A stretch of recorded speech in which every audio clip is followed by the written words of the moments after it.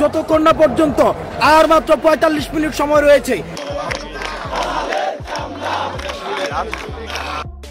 এবার গণপিটুনি খেতে চলেছেন হাইকোর্টের প্রধান বিচারপতি। গতকাল থেকে প্রধান বিচারপতিকে পদত্যাগের আলটিমেটাম দিয়েছেন বৈষম্য বিরোধী ছাত্র আন্দোলনের অন্যতম সমন্বয়ক হাসনাত আব্দুল্লাহ। ছাত্র সমাজকে নিয়ে আজ সকাল থেকে হাইকোর্ট ঘেরাও দিয়েছেন তিনি। হাসনাত আব্দুল্লাহ মাত্র ৪৫ মিনিটের আলটিমেটাম দিয়েছেন প্রধান বিচারপতিকে। হাসনাত আব্দুল্লাহ বলেন, ৪৫ মিনিটের মধ্যে প্রধান বিচারপতি সহ তার সাথে জড়িত আপিল বিভাগের অন্যান্য বিচারপতিরা যদি পদত্যাগ না করেন তবে তাদের বাসভবন ঘেরাও দেব আমরা। ঢাকার কাকরাইলে বিচারপতিদের বাসভবন। ঢাকাবাসীর সকল ছাত্র জনতা এখন কাকরাইলে বিচারপতির বাসভবনের উদ্দেশ্যে লং মার্চ শুরু করেছেন।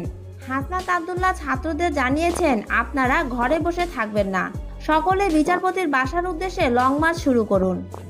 যে পর্যন্ত প্রধান বিচারপতি এবং আপিল বিভাগের সকল বিচারপতিরা পদত্যাগ না করছে সে পর্যন্ত আমরা রাজপথ ছাড়ব না।